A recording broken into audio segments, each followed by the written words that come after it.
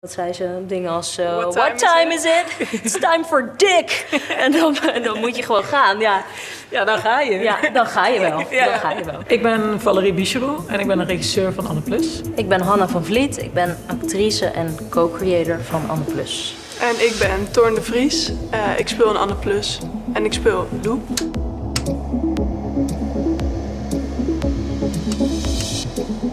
Ja, serieus. Jongens, even kijken, de zwemmen Hier staat! My son.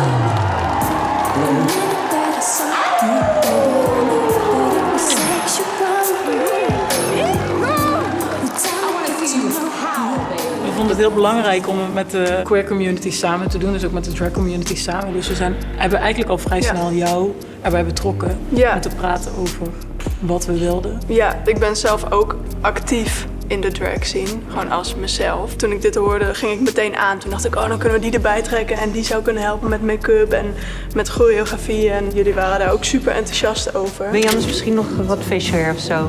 Oh ja, iets van een baardje lijkt me wel vet. Zo. Oké, kom allemaal even bij elkaar staan. Van jou geleerd. Dat voelde echt alsof we weer terug naar de toneelschool waren in een lokaal.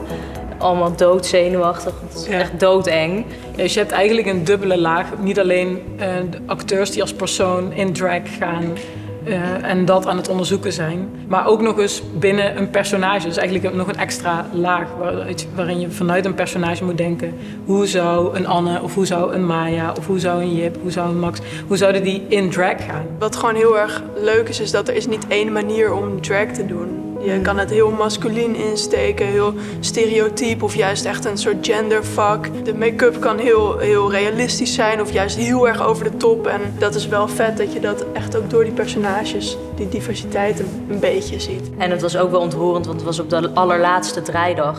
En we zijn natuurlijk dit project is al 6 jaar bij ons. Ja. Dus we zijn ook allemaal zelf gegroeid, ook als makers, maar ook als queers. We zijn gewoon ouder geworden en weer met andere dingen bezig en zo. Dus het was ook op een soort metaniveau heel mooi dat dit dan de laatste draaidag was. En dat al die queer acteurs waar we al heel lang mee werken, nu in drag daar op die catwalk stonden. Jij moest ook heel erg huilen. Ja. En Maud ook, de schrijfster was er niet ook. meer. Ja. Maar het was super bijzonder, want de laatste 2 takes of zo, toen ging dat hele regenbooglicht aan in die studio. Ja. En toen kwam die hele cast op en ik wist niet precies wat er ging gebeuren, omdat het een soort improvisatie was. Wij wisten ook niet wat we gingen Het doen. was gewoon gaan. Ja. En dat was gewoon zo epic. Een soort explosie van queer joy. Ja. Ja, ik vind het echt zo goed en gezond dat we dit doen.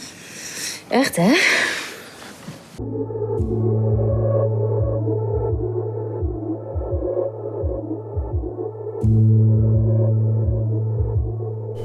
Het was heel fijn, want alles mocht gewoon bestaan. En je ziet ook aan alles dat het heel rauw en echt is. Net als gewoon het echte leven. En dat vond ik echt heel verfrissend, want ik had dat eigenlijk nog nooit op een andere set zo meegemaakt. Normaal word je toch echt zo gebody-olied. En nu ziet het er allemaal zo met een leuk mooi lichtje erop. Allemaal heel gelikt uit. En dit was wel echt... Dit ook inderdaad op klaarlichte dag. Ja. Het is niet een soort avondscène, een beetje half mysterieus, maar gewoon nee, het is gewoon licht. En alles werd ook gecheckt. En dat vond ik eigenlijk... dat was ook nieuw voor mij. Want echt ook tussen ons eigenlijk. En Valerie vroeg denk ik echt na elke take wel... ja, maar oké, wat er nu gebeurt, is dit oké voor jou? Dus laat ik het zeggen, in de wereld van consent was het een soort utopia. Ik ben Anna en ik heb intimiteitscoördinatie gedaan bij Anne Plus. Als je aan het draaien bent, dan word je toch een bepaalde soort familie van ecosysteem met zo'n crew. En je maakt die film samen. En iedereen is ook daarin verantwoordelijk voor een veilige werksfeer. In eerste instantie heb je dus met zowel regie als acteurs individueel een gesprek. Waarin je dus de grenzen en de wensen bespreekt. Voor intieme scènes waar dan gesimuleerde seks plaatsvindt. Daarvan is het eigenlijk superbelangrijk dat daar een repetitie voor is. En dat die repetitie ver voor de draaiperiode ligt. Zodat wat je daar bespreekt en wat je daarin overeenkomt, dat het ook nog even de tijd heeft om een beetje in te werken. Dat iedereen daar nog even over na kan denken. Zodat je zeker weet dat er niet ook nog tijdsdruk is. Waardoor er misschien toch dingen gebeuren die niet voor iedereen heel fijn zijn. Mag ik je neuken? Zijn we nu niet... Ja, ik bedoel met een strap-on. Ik moet bij dit stukje bedenken wat er in het scenario staat. Anne kijkt toe hoe dit alles zich ontvouwt. Ja. Nou, Dat is dit. Ja. Ja.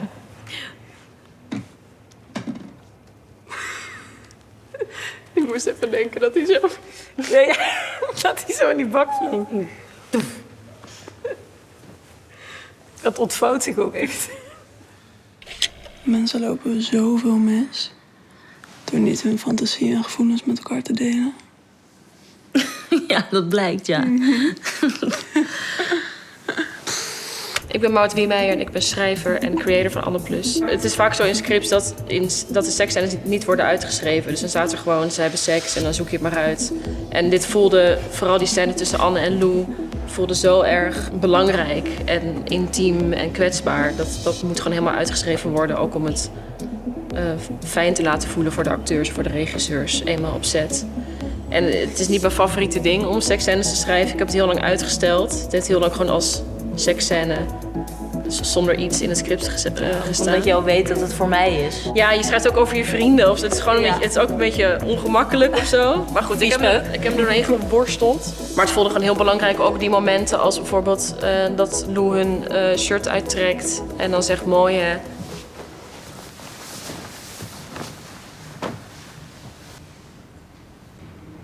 Mooi, hè?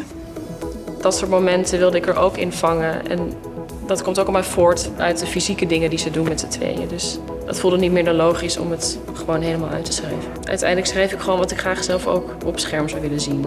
Op een niet creepy manier. Ja, ik denk dat we wel echt aan het zoeken waren van waarom zit die scène erin? Dat het niet alleen maar seks om de seks is, maar wat is de ontwikkeling van Anne? En Ja. waar staat ze nu in die film? En hoe kun je ook binnen de seksscènes in de film een ontwikkeling laten doormaken bij haar? Wij werken gewoon al 6 jaar aan dit project. We zijn allemaal zelf queer.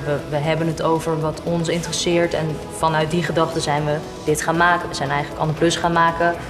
Omdat het een serie was die wij vroeger hebben gemist zelf. Dus het is gewoon persoonlijker dan dit. Kan je denk ik als acteur niet werken aan een project. Veel plezier met kijken. Ja, ga het kijken.